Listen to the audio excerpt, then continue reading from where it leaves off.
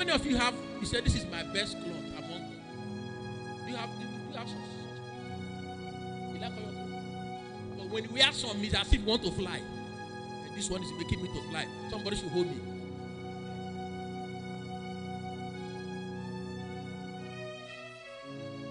Moses came to a point in his life as he was going on his daily routine and activity.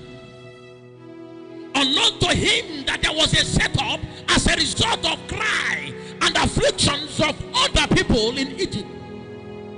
And the Bible said he took the ships even to Horeb, into the mount of God. He never knew that he has entered into the mount of God. And you cannot enter into the mount of God, your life remains the same.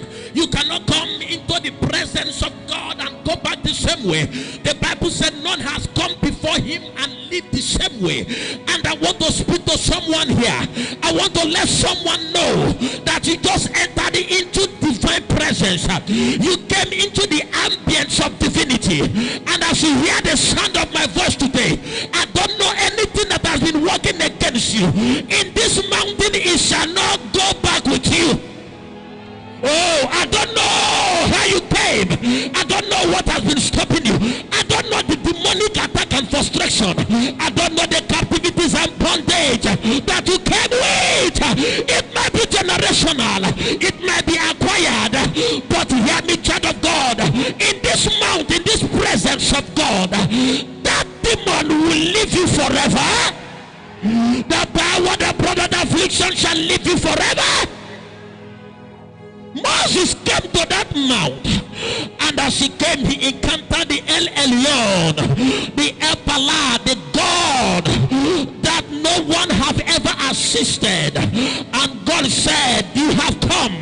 Now let me, by my divine presence, rearrange and reorganize your life so that you can go to set my people free. Hear me, child of God. Moses was someone that grew up even from the house of Pharaoh.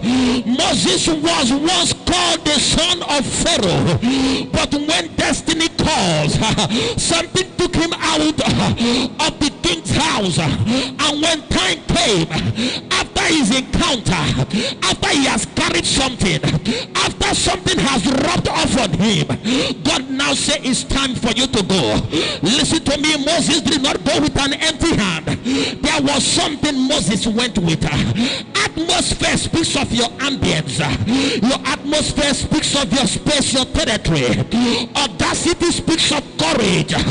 Audacity speaks of fearlessness. Audacity speaks of dynamism. So when we say atmospheric audacity, we are talking about a man who carries divine presence and is fearless. We are talking about a man who carries divine presence and he has divine dynamism. That was what gave Moses the audacity to come to Pharaoh and said, the Lord said, let my people.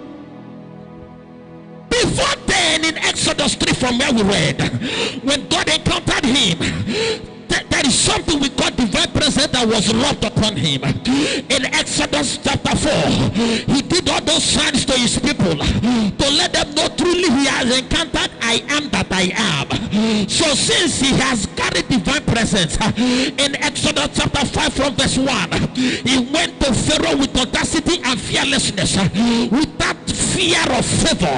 He told the king, Pharaoh then was like the president of the world, a little boy that grew up from his house because he carried divine presence, could come before the king and say, thus said the Lord, let my people go. Hear me, child of God. There is something we call divine ambience. When a person carries divine ambience, the person does not know what we call disfavor.